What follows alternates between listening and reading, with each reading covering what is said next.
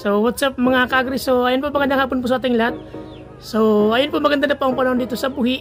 At sakto po at meron pa akong ililipat na mga sisiw. At syempre bago pa ako maglipat ng aking mga sisiw ay mag-disinfect muna po tayo. So lagi po natin itong ginagawa bago maglipat ng mga sisiw. At syempre weekly din po tayong nag-disinfect dito sa ating manokan para iwas po yung tayo sa mga sakit ng ating mga manok. So ang gamit po natin disinfectant ay Protect Plus Gold na exclusively distributed by Bimic Foods Incorporated.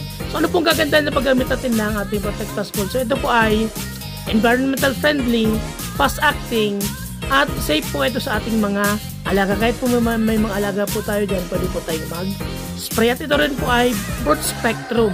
So kakapatay po siya ng bacteria, fungi at mga viruses. Pwede rin po itong pang disinfect or panglinis ng mga kagamitan natin sa gardening, sa mga patukan ng mga manok.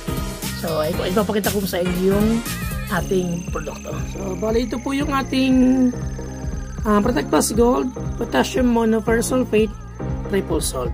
So biodegradable po siya, kaya maganda kami kung environmental friendly at napaka-effective. So ginagamit din po itong pang food bath, at nung meron pong sa ating pandemic, so ito po yung ginagamit na food dips or food bath sa mga establishment. So pwede pong i-spray sa palibot ng bahay at pwede pong pangtanggal ng mga insekto at syempre ng mga masasamang amoy.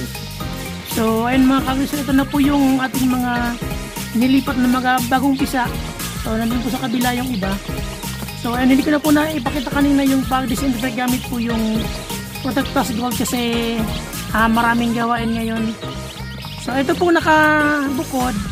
So ito ay 7 pieces. So ito po yung natin, panabong na binibreed. So nagtatry na ako mag-breed ng panabong.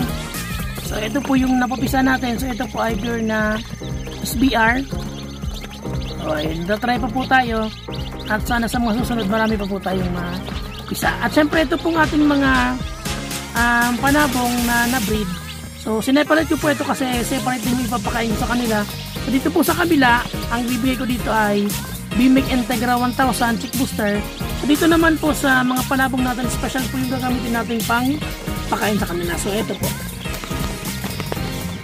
So ayan. Ito po yung ipapakain ko sa aking mga panabong Bimic Power Max Chick Booster Crumble.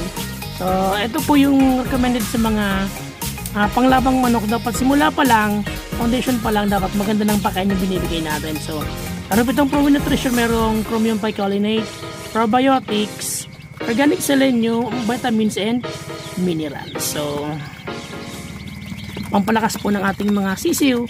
At syempre preparation po para sa panahon na sila ay ilalaban na po natin sa rueda. So yun po, recommended ko po yung ating Power Max, Bimic Power Max kapag mga panabong po yung ating binibreed. So sabi ko nga, dapat foundation pa lang, simula pa lang, sisiw pa lang. So maganda na po dapat na feeds ang ating binibreed. Yung high quality feeds na po para kapag nasa raweda na po, quality ang performance ng ating mga manok. So yun lamang po, and happy farming.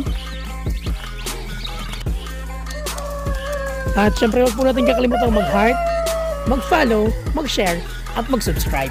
Thank you for watching.